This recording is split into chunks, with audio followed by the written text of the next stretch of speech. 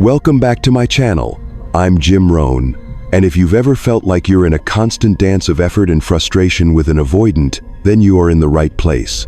You've poured your energy, your emotions, and your time into trying to connect, trying to understand, trying to break through the walls they've built. But then, one day, you came to an undeniable conclusion. You stopped caring. You stopped obsessing over every unanswered text. You stopped staying up at night wondering what they were thinking. You shifted your focus back to yourself, to your life, and to what truly matters. And then, something magical happened. Something unbelievable started to unfold. They started doing this. You're left wondering, what the heck is going on, Jim? Why are they suddenly interested now that I've let go? I get that feeling of confusion, and maybe even a little bit of annoyance. And today, we are going deep into one of the most powerful psychological paradoxes in relationships. When an avoidant you don't care anymore, they do this. We're going to explore what actually goes on in the mind and heart of an avoidant when they realize the supply of affection and attention they've grown accustomed to has vanished. This isn't about playing games. This is about understanding the power of detachment and how it can trigger an unexpected response from someone you thought was unmovable. You'll learn the specific signs to look for, the sudden behaviors they might exhibit, and most importantly, how to respond smartly and strategically to protect your heart and potentially reshape the dynamic for a healthier outcome, or walk away definitively. Don't miss a single second of this video, because it will completely change how you view relationships and empower you to make the best decisions for yourself. And if you haven't subscribed to my channel yet, hit that subscribe button now and turn on notifications so you don't miss anything that can help you reclaim control and build the relationships you truly deserve. Let's dive in. Avoidants are not emotionless. They feel. They just don't feel safe enough to stay present with those emotions, especially when those emotions come from genuine intimacy. So when you stop caring, don't assume they feel nothing. Oh, they feel. A lot, in fact. But the first thing they feel isn't love or regret. It's threat. A core wound gets triggered. I'm not good enough. I'm going to be abandoned. And that's when their survival system kicks in. You may think they're indifferent because they don't react. But they are reacting, just not in a way that leads to connection. They pull away, shut down, redirect to another relationship, bury themselves in work, distractions, or addictive habits that help them avoid. In their mind, distance equals safety. They aren't cold because they don't care. They're cold because closeness terrifies them. Here's the irony. They had you. They had your warmth, your patience, your love. But that love made them feel exposed, like you had the power to hurt them. So instead, they tried to hurt you first with silence, with distance. But they didn't know that in that silence, you were learning something more powerful than attachment, self-respect. So when you finally stop caring, they don't feel relieved like they thought they would. They feel out of control. They've lost the invisible power of keeping you guessing, trying, reaching. And the moment you stop trying, stop reaching, and turn inward to care for yourself, they don't see it as growth. They see it as a threat. They don't have words for it, but they know they've lost something they thought would always be there. The deepest wound for an avoidant isn't being left. It's being left by someone they know was real. It shatters the story they told themselves their whole life. No one truly loves me, and I don't need anyone anyway. When you love them without clinging, stay without chasing, and walk away without bitterness, you force them to face themselves in a way they've avoided for years. But here's the thing. You didn't do it to punish them. You didn't do it to make them chase you. You did it to choose yourself. And that choice to protect your peace instead of pleading for someone unavailable, that's what real self-respect looks like. But this is where the avoidant's true behavioral pattern starts to unfold. Because the moment they feel like they're losing control, they don't chase. Unlike an anxious partner, an avoidant won't text, "Where are you?" Won't plead for you back, won't admit they were wrong. Not because they don't care, but because chasing makes them feel weak, and to an avoidant, vulnerability feels like death. They don't know how to be emotionally exposed and still hold their dignity. So instead of facing the pain of losing you, they run from it. Not necessarily into the arms of someone better often, just someone easier. Or they numb out, workaholism, distractions, anything but feeling. They might jump into a new connection almost immediately, not because they've moved on, but because they don't know how to sit with the void. They can't bear being alone with themselves, so they look for a new anchor. Anyone, as long as that person doesn't love them deeply enough to make them feel raw again. Here's the sad truth. The more calmly and kindly you withdraw, the more they tell themselves, she'll be back. But if you withdraw firmly, quietly, and with no cracks left open, that's when they start to panic silently. They don't know what to do with a goodbye they didn't control. Their ego injury rises, but instead of admitting the pain, they double down on, I don't care. Oh? They might post new flings, show off online not to heal, but to perform. To prove to you, and to themselves, I'm fine, I won. Don't be fooled. Emotional maturity isn't in the performance. It's in the ability to sit with grief without destroying yourself or others. And avoidants struggle with that, because they've built their lives around dodging feelings. Here's the part you need to hold on to. They don't react early, because they're betting that you will. They gamble on your pattern of reaching out first. They wait behind stories and statuses, until one day you don't reach anymore, and the silence stretches beyond what they expected. They might feel offended, they might get angry, but someone else's hurt doesn't mean you did something wrong. You didn't walk away to punish them. You walked away to stop punishing yourself. That's what emotionally mature people do. They walk away not to manipulate, but to heal. You're not the villain for choosing you. You're the one who finally said, I deserve clarity, not confusion. Once you stop chasing, they don't fully disappear. Avoidants are masters of one thing: being near without ever truly showing up. They won't text, they won't call, but they're still there. Doing what? Watching. They'll view your stories through burner accounts. Ask mutual friends how you're doing. Not because they care in a mature way, but because they're trying to answer one burning question. Have you moved on from me yet?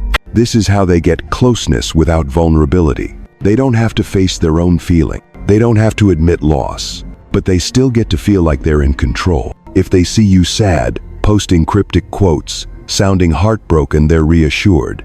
It means they still matter. But if you're doing well, grounded, healing, thriving, that's when they get uneasy. That's when they might come back. But let's be clear, they don't come back because they've changed. They come back to check if they still own space inside you. They once had you. They believe that with the right timing, the right sweetness, you'll open that door again. That's not love. That's a control check. They're not curious about your heart. They're curious about their position. And here's the irony. They pulled away first, but when you move forward, they feel betrayed. They thought you'd wait. They left, but they didn't think you'd really leave. When you don't stay frozen at the spot where they dropped you, they get jealous. Not because they loved you right, but because now you define their importance without them. Some avoidants will return full of fire texts, calls, even gestures they once avoided. But remember, intensity is not emotional maturity. It often means they miss being loved by you, not that they've learned to love you well. So they return like a storm, only to vanish like smoke. Because once they feel your depth again, they panic. They don't know how to stay. Their defense system is still in charge. So you must remember, a return is not always a redemption. Sometimes it's a test. And you get to ask yourself, will I abandon myself again just to keep someone who's still afraid of connection? Or will I stay rooted in my clarity, in my self-worth, in my peace? Because real emotional maturity doesn't just come back. It stays. It doesn't demand love. It builds it with you. And if that's not what their return brings, then you're not missing out. They are. And then comes the inevitable moment. You reject their return. Maybe you stay silent. Maybe you reply with calm finality, I'm not going back. To an avoidant, that's not just a no. That's an ego collapse. You didn't just leave. You saw them. You saw through the mask they've tried to maintain throughout the entire relationship, the strong, independent, untouchable version of themselves. And when you reject their return, their biggest fear comes true. The mask no longer works. You're no longer the one they can keep in emotional limbo. No longer the fallback. No longer the quiet supply they could count on when things got too real. You've ended the game not out of revenge, but out of self-respect. And that's something they rarely know how to face. So their next reaction rarely comes from love. It comes from injured ego. Avoidants, especially those with narcissistic traits, can't comprehend that someone might leave because they finally chose themselves. In their world, if you walked away, someone else must have gotten to you. There must be a scheme, a betrayal. a reason that paints them as the victim. So they start distorting the story. They might tell mutual friends you were cold, unfaithful, unstable. They'll rewrite history where they tried their best, and you just didn't appreciate it. They don't do this because you were the problem. They do it because the truth is too painful. You're no longer under their influence. In more extreme cases, they might lash out with words, passive aggression, or flaunting a new partner to prove they've moved on. But underneath all of it is a desperate scramble to patch up a shattered self-image. They're not winning. They're spiraling, wrapped in arrogance, masking panic. If you've ever loved an avoidant with narcissistic tendencies, you'll recognize this pattern. They leave when you need closeness, but return the moment you stop needing them. And when you don't welcome them back, they don't ask, "What have I done?" They ask, "Who turned her against me?" Because in their world, you couldn't possibly wake up on your own. You couldn't possibly choose yourself without someone whispering in your ear. And because if you did, they'd have to face the most painful truth of all. You grew, and they didn't. In that moment, the most powerful thing you can do is nothing. Don't argue. Don't clarify. Don't prove who's right. You hold your ground, not out of spite, but because peace costs too much to hand it back. Your silence isn't empty. It's a boundary. And in a world obsessed with noise, silence is the loudest answer you'll ever give. When an avoidant pulls away when they don't speak, don't chase, don't react, it's easy to believe they simply don't care. But if you step back and look deeper, you'll find a deeper paradox. Avoidants don't avoid because they don't need you. They avoid because they're terrified of what it means to need you. This is the truth they'll never say aloud. They weren't taught how to feel safe in emotional dependence. In their world, to need is to be weak, to risk too much, to lose control. So they learn to run from their own longing. They build emotional armor, logic, detachment, distance. They push people away not because they can't love, but because they fear that if they truly do, they'll be seen and then abandoned. They don't know that you, the one on the other side, never wanted to hurt them. You came with sincerity, not demand. But for an avoidant, love rarely feels safe. It often feels like pressure, exposure, or emotional danger left unresolved from the past. So when you stop caring, the very thing they feared most becomes real. You're no longer there for them to test, dodge, or quietly drain for emotional reassurance. You walked away. But here's the twist. They still can't admit they feel empty. Instead of sitting with the ache and asking themselves, "What do I need?" they say, "I'm fine. I don't need anyone."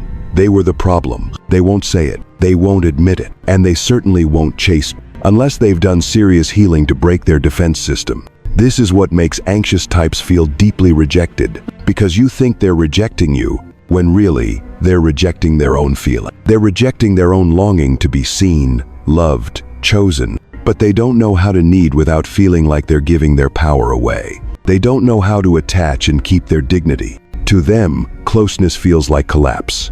You've probably asked yourself, why didn't they fight for me? Why didn't they say anything? Why didn't they hold on? The truth is, because to hold on to you, they'd also have to open themselves up to the risk of being hurt. And that's still too terrifying. But you can't heal someone by letting yourself be forgotten. You can't keep waiting, pouring love, hoping they'll one day be brave enough to choose you. That's their journey, not your responsibility. What you can do and must do is see the truth without judgment. They're not heartless. They're just not emotionally safe for you, or even for themselves. And when you see that, you let go. Not because you don't love them anymore, but because you finally love yourself more.